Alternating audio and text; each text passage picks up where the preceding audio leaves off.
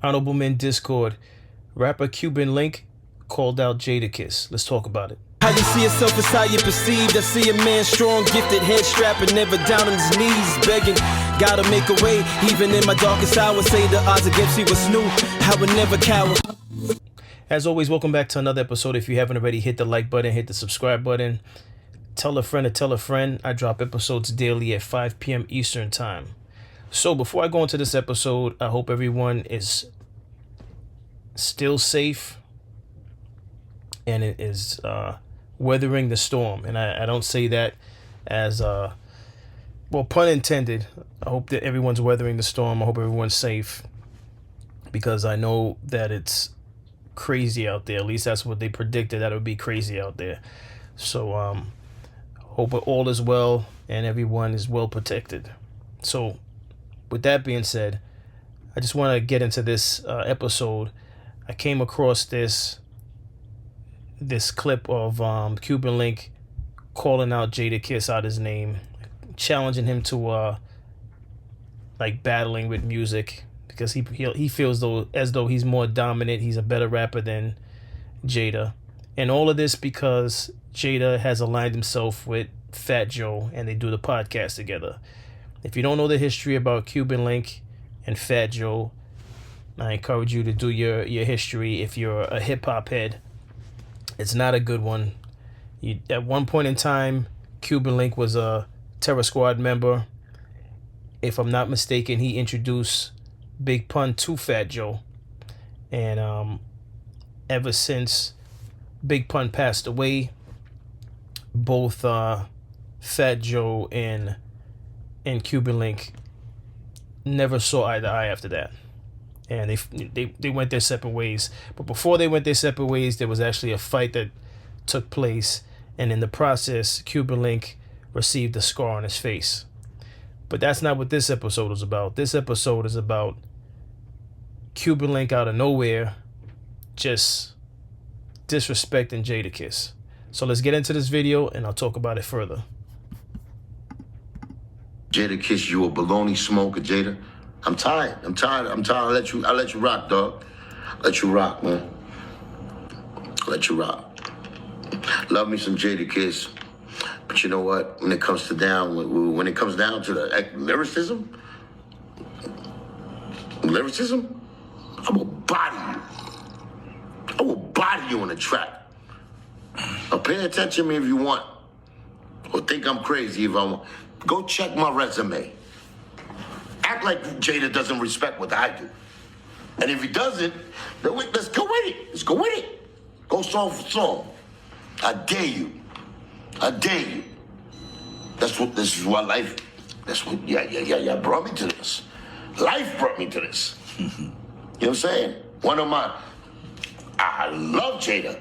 One of my artists got down with my enemy, and he's still rocking them.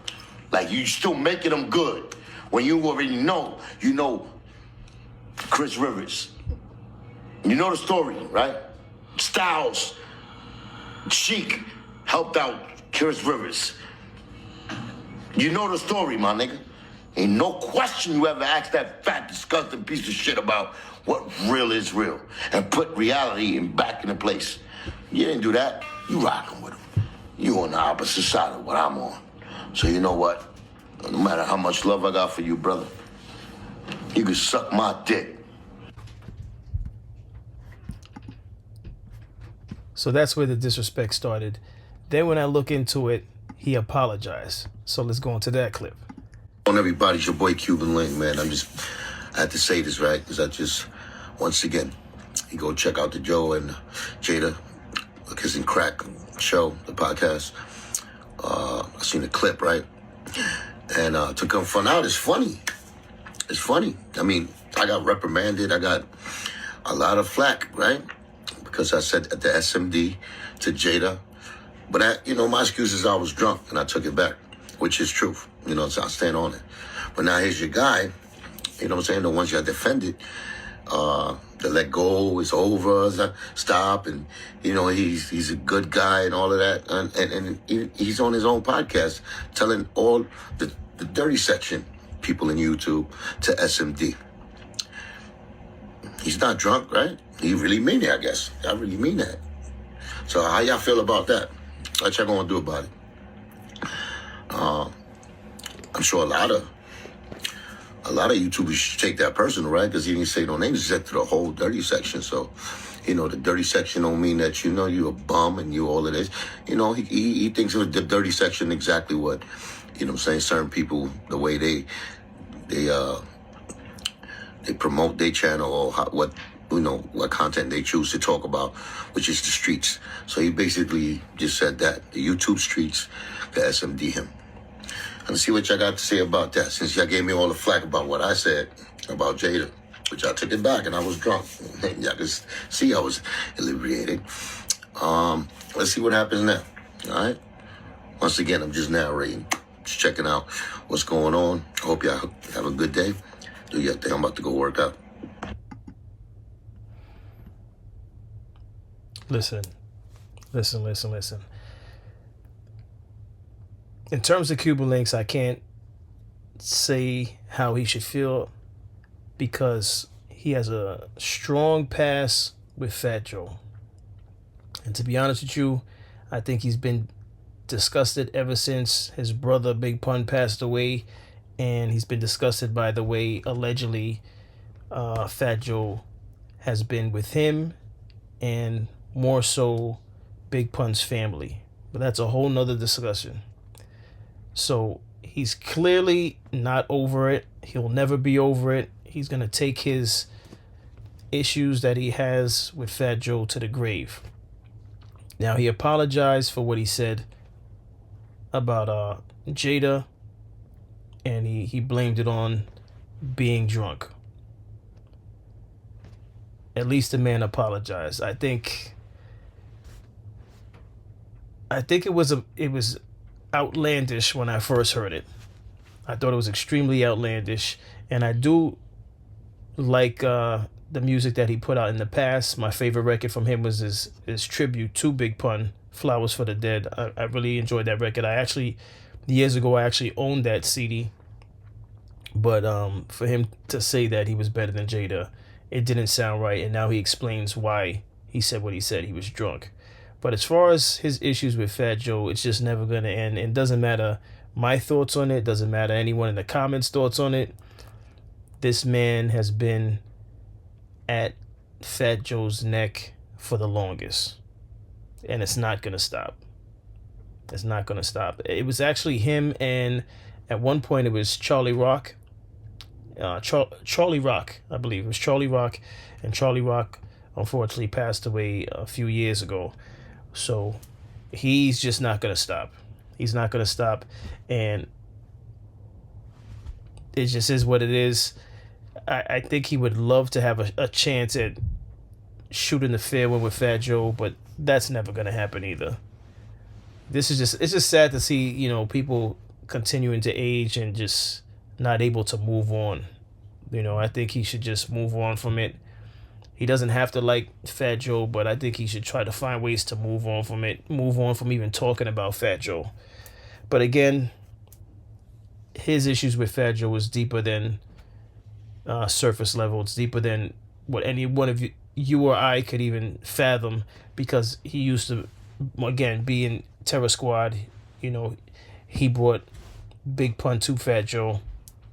So he's scarred for life, literally and figuratively. Internally, he's scarred, and he's externally scarred from the fallout with Fat Joe and how he ended up getting slashed in the face. But I don't really have much to say to this. It's just, you would hope, again, Cuban Link is like 52 years old when I looked it up. He's in his early 50s. Fat Joe is in his 50s also. You would hope that, they could just move on from talking about each other. But unfortunately, in hip-hop, in the black community, this is how some of us operate. And I know Cuban Links, I believe is he Puerto Rican? Listen, Hispanic, black, I look at Hispanics as being black also. We come from the same communities. Now, I'm not going to go into, other people's thoughts on that, I look at it one and the same. Especially if you were raised in New York, you would understand. Being raised in New York, it's like one and the same. But I don't want to digress. Cuban Link. I hope if you ever come across this video, you just concentrate on staying fit, concentrate on your family, and try to move past this.